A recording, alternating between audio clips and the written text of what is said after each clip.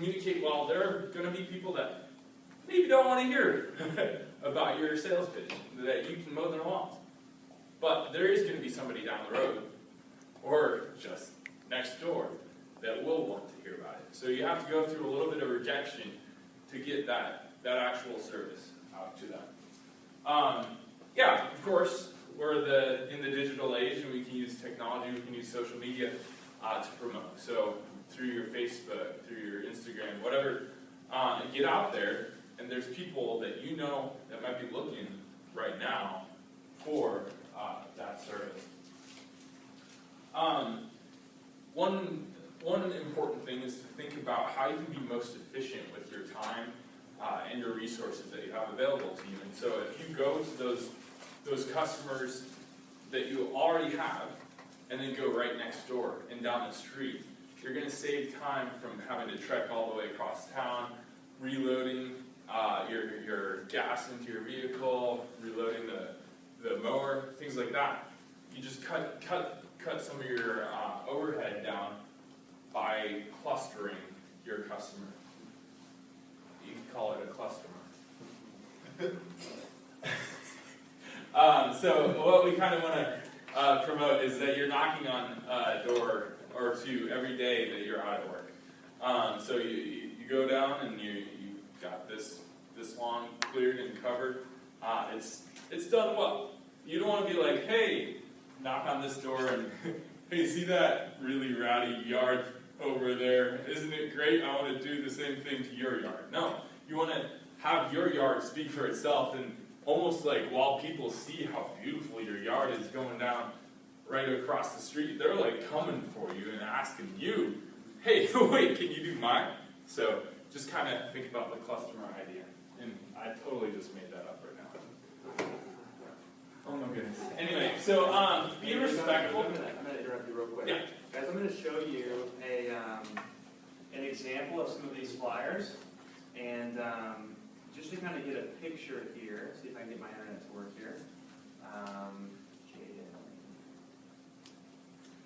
Let's see here. Okay. Nope, I'm not going to do that. Luke, keep talking, bro. I'm going to pull this up in just a second. That's not working.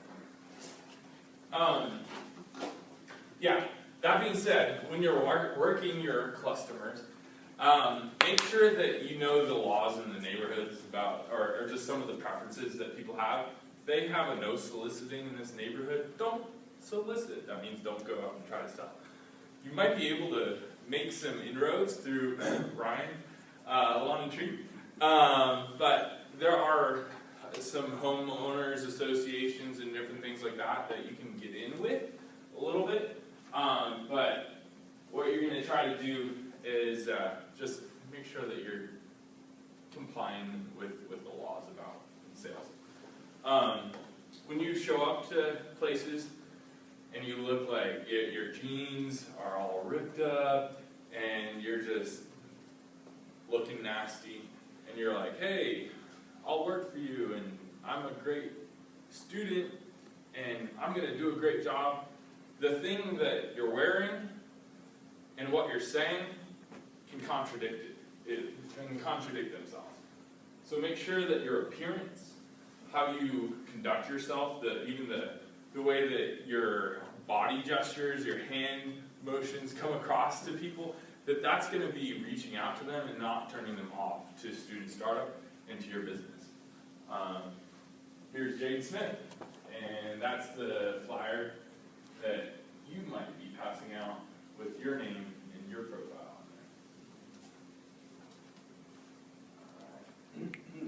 on there. Yeah, take your earbuds out, take your earphones off.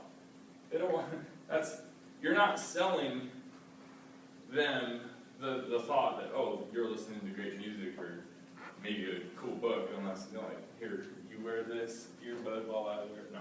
That's kind of weird. So as you're going out and you're selling, just kind of keep in mind that you're there first and foremost to help that customer see that your service is first class. When you do make that sale and you have established what are the customer's expectations within the lawn, and you know what's going on, and they're not sitting out there talking to you, you can throw your earbuds back in and listen to those audiobooks and rack up those points. But make sure that you know what the customer's expectations are. Yeah, one of the easy pickings are those customers that have the tall grass. Like, hey, noticed, in my professional opinion, you might be looking for a lawn service. Maybe we can provide that for you. What do you think? And so go out there and try to knock on those doors. Yeah, the Nextdoor app. If you go over to that next tab, right there. Nextdoor is an app you can get on your phone. You show up in real life on your neighborhood. It's connected with real people with real names in your neighborhood. And people go on there and they're like, hey, who's a good guy to hire for like cleaning my gutters or mowing my lawn or that kind of thing. So you can get on there and be like, hey, that's me. And so, and then you can just be a good neighbor and be like, hey, be watching out for this person that's going down the road, or just different things besides simply promoting your business. Anyway, yeah, you can go to there's a Bel Air Spring Festival that was a huge hit for one of our students. His name is Matt.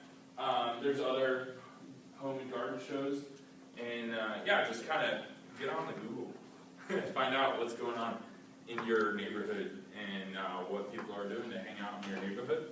Maybe they're looking for somebody to come out and provide that service. That's right.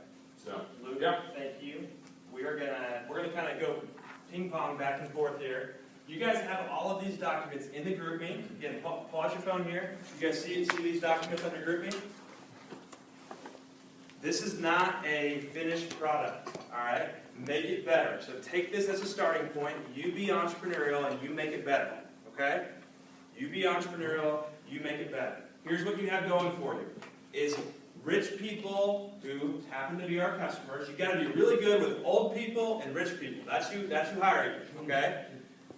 They really like students, all right? If you give them a big smile, if you say thank you, if you're a professional, I'll prove to you that people love giving money to students.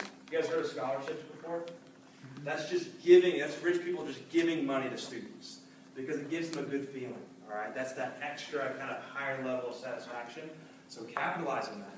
But they only care if you do a good job, okay? You got to do a good job. Big smile. Tell them thank you. Tell them you're going to school. All of that stuff. All right. Pricing. This is where it gets a little fun. All right. You guys are your own business owners, so you guys get to pick your price. We've provided some recommendations. Okay. So in general, $35 is kind of our average price. Every once in a while we'll do $30 if it's less than 5,000 square feet. That's not very much grass. Okay? That's like those homes along Oliver that have like as much grass as Pastor Brandon has hair. That's the kind of yard that you charge $30 for. Alright? Most of them, your minimum is $35. Okay? That's the minimum. We have some ranges here, some square footage. Now here's what's cool. Not only are you a business owner, you also have a secretary who works for you. Alright? Our office manager works for you. Okay? So if you say, hey, I've got a customer, can you can call her Andrea because she works for you. Alright?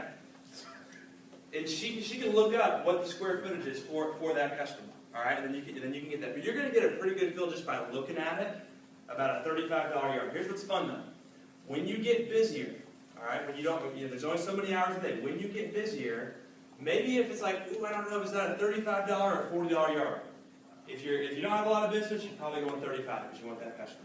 But as you get busier, the only fair way to decide who gets your time is who values it the most. Okay, that's how you show you value something is with dollars. That's a voting mechanism. All right. So if you're really busy, you might go on the $40 side of things. All right. But make sure you know that market. Okay? Don't ever go like crazy and charge them like $75 because that's not first class. All right? You want to make sure it's a win for them.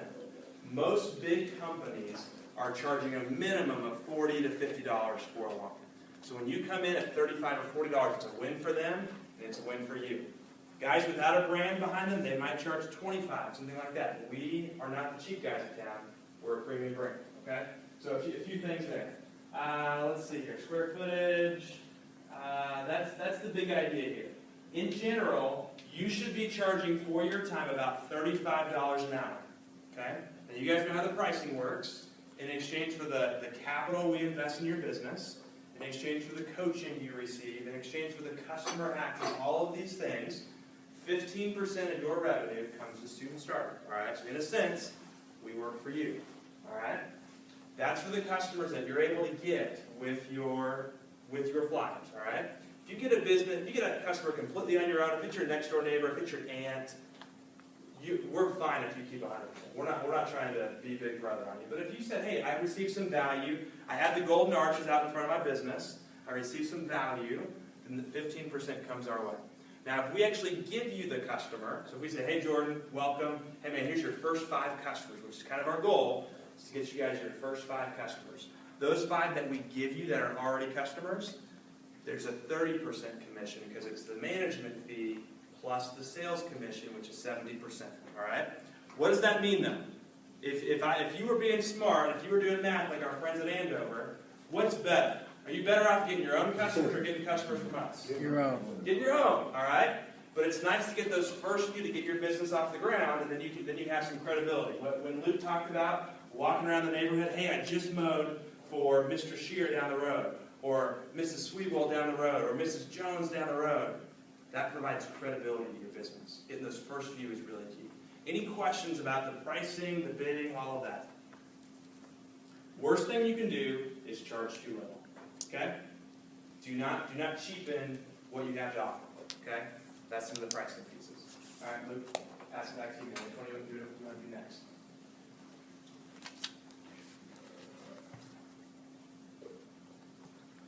I'll pull it out. Which one?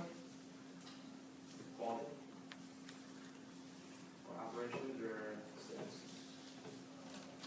Operations. All right, guys, stay locked in here. All right, we kind of call this like the 10 Commandments of lawn care. And we break it up into 5 and 5 and 5. That'll make sense eventually. Oh yeah, okay. Okay, cool. There you go. Yeah, so we already talked about this. Keep your word. Show up consistently when you say you will. Communicate about something unexpected that came up. That should be as rare as an emergency visit. Most customers pay you so they don't have to think about their mowing. Like you said, you're supposed to try to make it as convenient as possible. So just think about that. Number 2, as you show up to a property, you want to try to make sure that you're picking up all the trash, all the debris. Do napkins that show up on lawns or something like that, that kind of becomes shredded like confetti, and that goes everywhere. And man, you can have a perfectly nicely striped lawn underneath that confetti, but the customer doesn't see that. They see the confetti on the lawn. Plus, who knows? Maybe it was like a $5 bill that was rolling around the neighborhood. Who knows? I've lived it, had that happen. But yeah, but you want to make sure that you've gone through the yard before your first time mowing through that. Also, you want to go around afterwards and check with the customer. Make sure that actually, I'm going to that. That's number 7. Before you go to the customer check, you want to make sure that you're doing the top-notch job. So you're doing your own inspections, kind of being your own worst critic. You want to know the customer's lawn almost better than they do.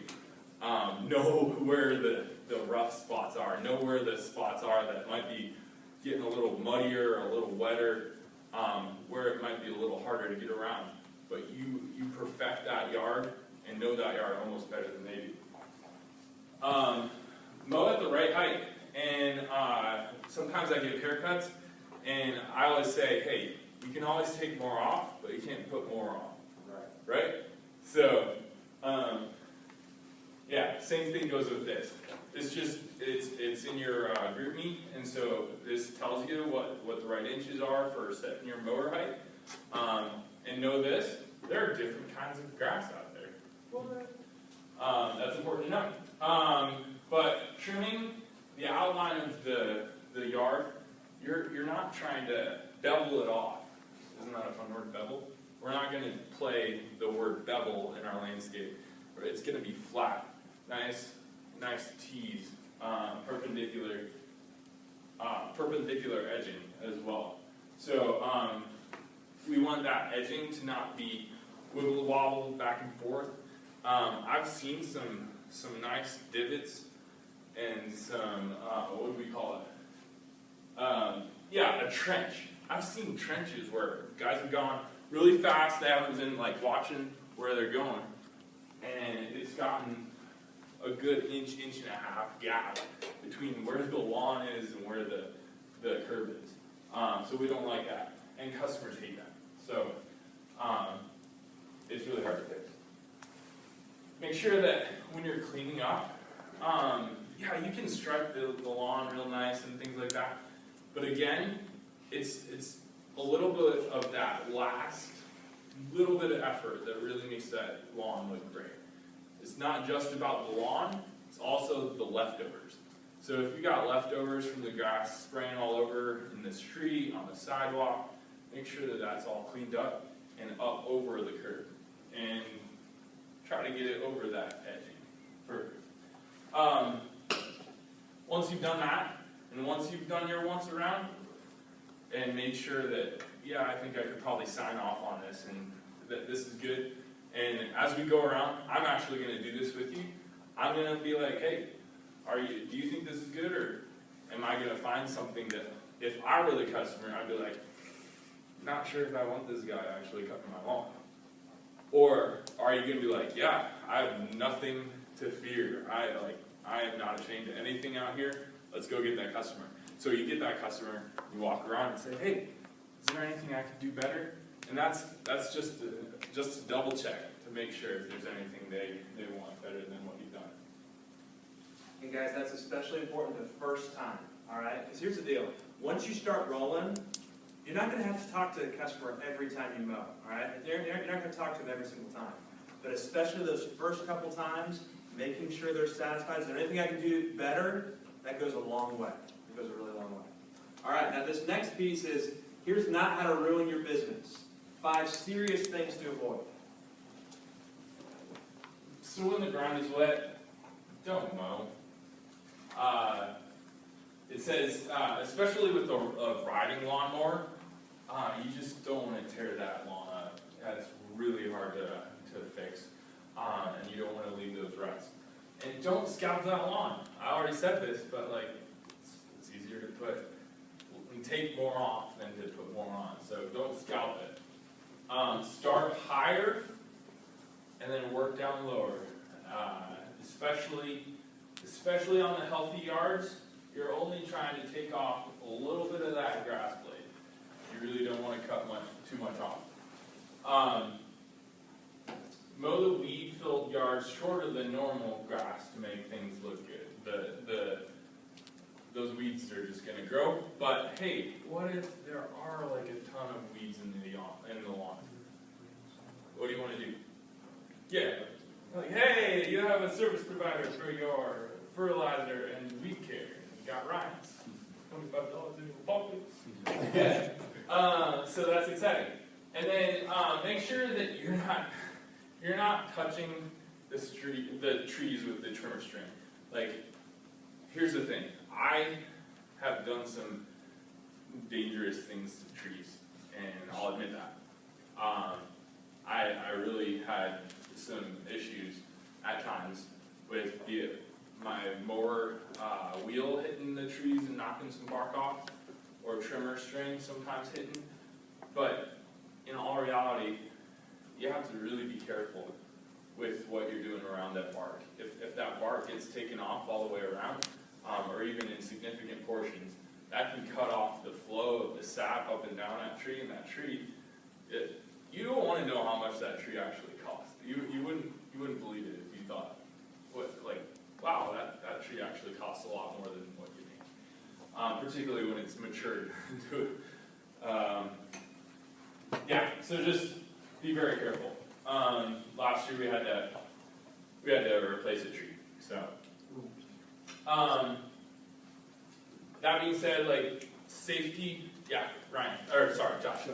That's okay. I can call Ryan all day. It's kind of hard, isn't it? Right. Do you guys ever use that as an upsell opportunity? I notice you guys do mulch. I mean, that's a great way to incorporate something like that, because I tell folks all the time to put mulch a ring around their tree that keeps the mowers away. Right. There you So go. is that an opportunity you guys could pursue? Definitely. It's something worth a mention at least, Yeah. folks, because I keep hitting your tree. I don't want to hit your tree. Right. It's X amount of dollars, and I can do all your rings and Yeah. keep refreshing them every Exactly. Perfect. Absolutely. Yeah. Make sure that you're just keeping it safe. There's going to be some rocks, there's going to be some gravel in some places, and as you go at some of those cracks, you can send things flying. There are windshields around you, there are front windows, there are back windows of those houses, and I have a special place in my heart for windows because I wash windows. That's another part of student startup. But people can get windows cracked, and that can be quite a good bit of money. And you don't want to have that conversation with the customer too much about breaking their windows. If you do, own up to it, like we said already. But you might want to talk to us first before some of that. But make sure that that's made right. And with that being said, you're going to always want to wear your safety glasses and get some earplugs or your earbuds with your audiobooks with that. So, yeah, it's good. Okay. Hey, any questions for Luke? Any questions for Luke? We're going to keep this thing going. All right, so in terms of timing, which is coming up, okay? So this is classroom training, which is very important, but you guys want to get out there and flex a little bit. I can tell, all right? Spring break, the Monday, so Luke's working full-time during spring break, and what we're going to do, let's talk timing for a second. Today you got your pictures taken. Our office team is going to be working hard this week. We're going to try to have your flyers ready for you by Thursday, Friday. That's kind of our goal, okay? You're going to get those printed. Saturday, we're going to encourage all of you guys to pick your neighborhoods and start knocking on doors, okay? It's very, very, very key. You can reference some of these sales scripts. Start knocking on doors in a couple specific neighborhoods. I've had a lot of conversations with most of you about kind of what are your neighborhoods going to be. If you don't know that, we'll touch base before Saturday, okay? Get out there and knock on doors. Maybe you want to do it together. Some of you guys have friends in the room, some business partners. Sometimes it's more fun to go together. All right, so when somebody tells you off, you can walk off and kind of joke about it once they close the door. So it's always better to have a co-partner with you, okay? Saturday is promotions, next Saturday as well, and then we have spring break, okay? To get your certification, you're going to spend some time with Luke on the job showing perfect mowing, perfect edging, perfect trimming, perfect blowing. This is not rocket science. Each of you are able to do this, and you must do it, or else you will not be a part of this program, all right? Luke will be the gatekeeper, all right? So what's going to happen is you're going to be in cohorts of 3, so groups of 3. I want you guys to reach out to me, write this down, and tell me when you are available during spring break. Okay, so we're going to have morning and afternoon shifts the week of spring break, which is 2 weeks from today. All right, so spring break is 2 weeks from today, right? Okay, and then you guys are going to work with Luke. That'll be kind of when the grass starts to grow. So when you're out and you're selling this week and the next, somebody says, "Well, when do you start mowing?" Well, for fescue lawns, which that's like the nice grass, which is like dark green. Fescue lawns, we start mowing during spring break, which is mid-March, okay? You can just tell, you can put that on the calendar, okay? Then you got your training certifications, and then you're good to go, okay? Something else you need to do relatively quickly is you need to get some insurance for your business. That's a part of your startup cost. Typically, that's a couple $100. You can get it as cheap as $60 or $70 with some folks. We can talk about that a little bit offline. But insurance is going to be key, because these things do happen, okay? Bad stuff does happen. As a business owner, you not only get the reward of profitability, but it also comes back on you. So if you are trimming somebody's, driveway and a rock flings up, guess who pays for it? You pay for it. It's your business.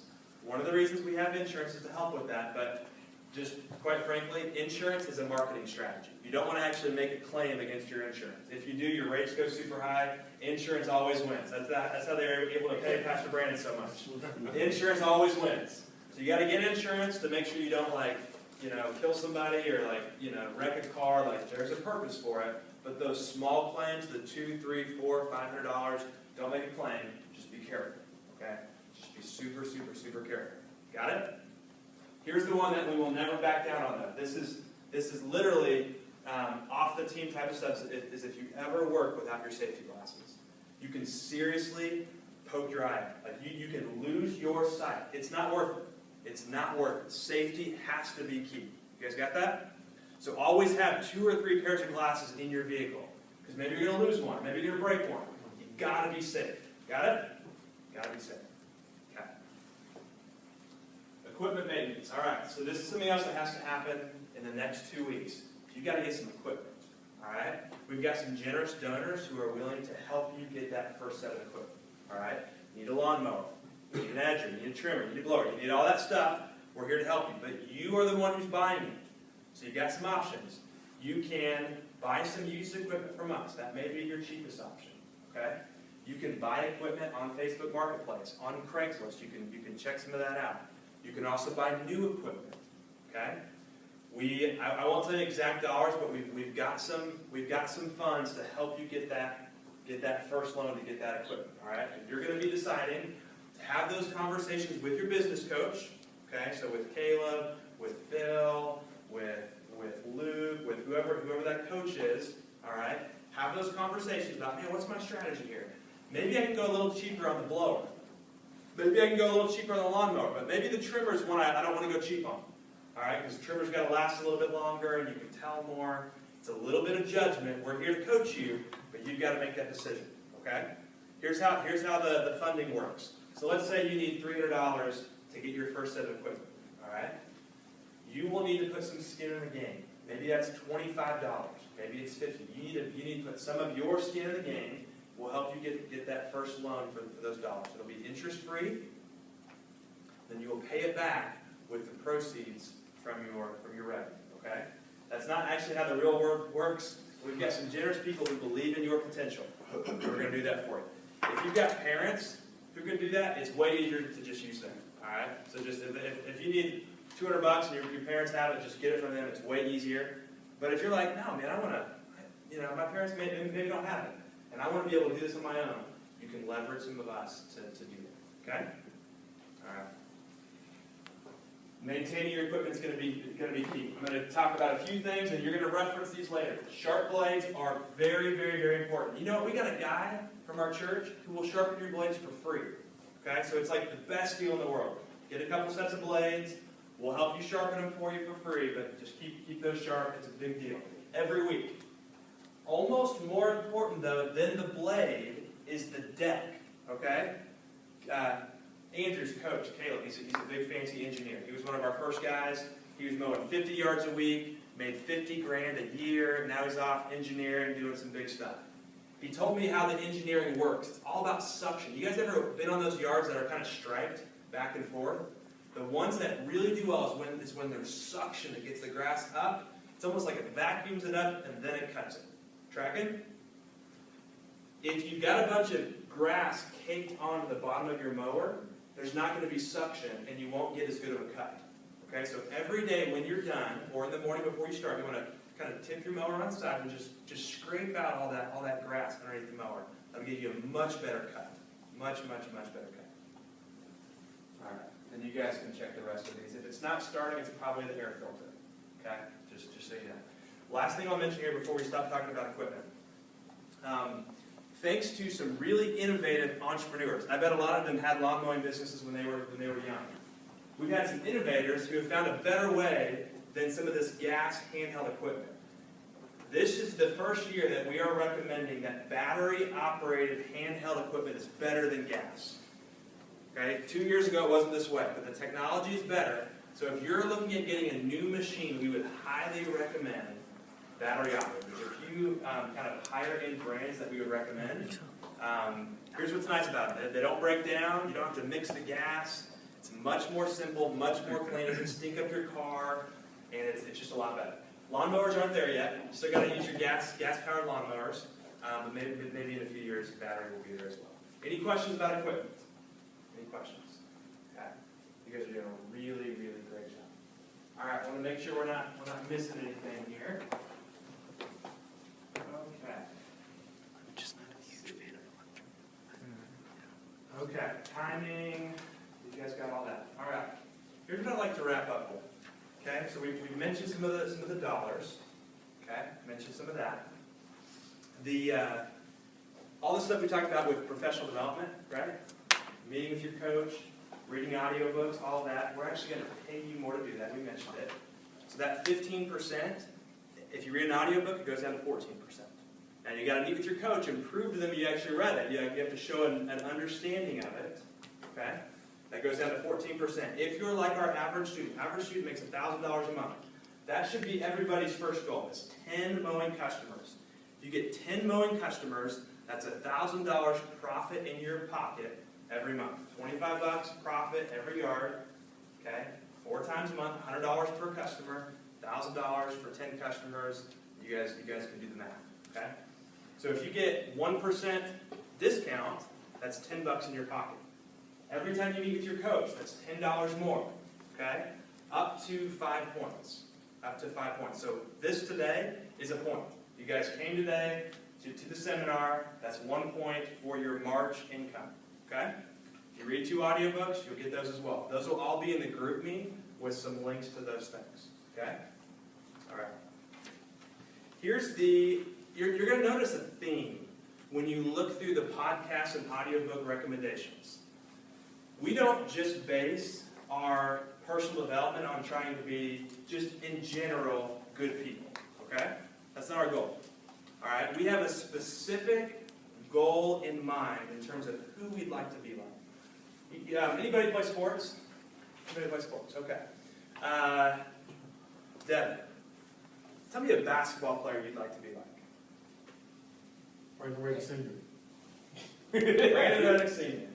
You can't say Kobe, because Kobe is no longer, and that's serious, but you should be Kobe. Kevin Durant. You'd like to be like Kevin Durant. How come you don't want to be like, I don't know, Brandon Reddick Sr.? How come you want to be like Kevin Durant? Okay, we're getting personal. Okay. Kevin Durant, he's the best in the business, right? Don't set your sights low. Chase the best, all right? Give me another example. Anybody have like a hero? Like, man, yeah, right here, Mark. Wrestling, Kyle Snyder. Kyle Snyder. Tell me about Kyle Snyder. He was an Olympic gold medalist for wrestling, heavyweight. Where was he from? Do you know? He was from Nebraska, I believe. Okay. That's And amazing. he went to wrestle for OSU, Ohio State, Yeah. and he was an NCAA champion. Okay. That's good. That's good.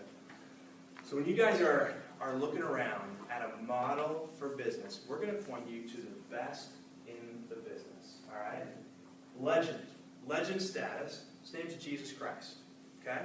Now, there's some misconceptions about Jesus Christ. If you ever attended Sunday school, you saw Jesus wearing a dress. That's not the Jesus we're talking about. All right? This is the Jesus who, when he was 17 years old, he was swinging a hammer.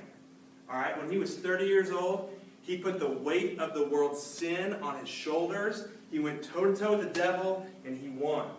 This guy was so tough that he had the rulers were afraid. All right? They wouldn't come to him during the day. They had to come to him at night. Okay? Because they knew this man had a reputation. Okay? But he was so tender that little kids would come up to him. Picture little old ladies feeling comfortable around this man. When Jesus was 17, he was swinging a hammer, likely running a small business with his father. All right? Here's what's interesting. All the stuff we've talked about in terms of how to be, these are just the principles of Jesus. All right? It's more blessed to give than to receive. That's Jesus 101. All right? Think not first what you can receive, but how can you benefit somebody else? Okay? How about this? Do not return evil with evil, but return evil with good. I was talking this about Brandon earlier. Brandon had a customer one time who raked him over the coals. Brandon made one little mistake, and his customer, this dude, he was a piece of work. He really needed some work. And he just railed Brandon up and down, up and down, up and down. And Brandon had a choice. Am I going to respond evil with evil? And this guy, he's a Marine. He knows how to respond. He knows how to go toe-to-toe with anybody. All right? And Brandon decided, you know what? I'm going to follow the way of Jesus here. I'm going to respond with evil. I'm going to respond with good. All right? You know what that did for his business? Through the roof, man. This guy who was his enemy became his friend and helped him with his business. Am I right? He always brought me a water every time. Every time. Because you responded with good. All right? But here's the deal. Jesus' primary mission was not to teach us how to live. That was important. And he did it better than anybody. All right? And that way leads to prosperity in business. But that was not his mission. Jesus came because we were broke as a joke. We were so bad, we were such failures, that we had the wrath of God coming at us. Okay? We had sinned. Pastor Brandon talked about it earlier. You are going to make mistakes. And the mistakes we're talking about are not little things like forgetting to call a customer. That's much bigger than that. Think about like treason against the state. You guys hear about coronavirus right now? What if you were the one who let coronavirus out of the bag? What if you were the one who didn't wear their mask and were coughing all over everybody, spreading? That's what sin is. It's worse than the coronavirus. It gets on people and it spreads around. And so what Jesus did is he not only was our example, there's this term called a substitute. All right, I want you to really lock in for this. Okay? Anybody here ever gotten a bad grade before? Anybody? You ever been sitting next to somebody who got a good grade? Picture this. It's the end of the semester, and you've got all F's. And Jesus is sitting next to you with all A's. All A's. Honored God perfectly, loved his neighbor perfectly, manned up, did good work, just always was with himself. All right? He was always focused. And he said, you know what, Esteban? Tell you what, man. I'll give you all these A's. I'll take your F's. Yeah, I know. People who get F's, they get B for F's. I don't know about you growing up. I didn't get B for F's. I'll take your F's. I'll take your punishment.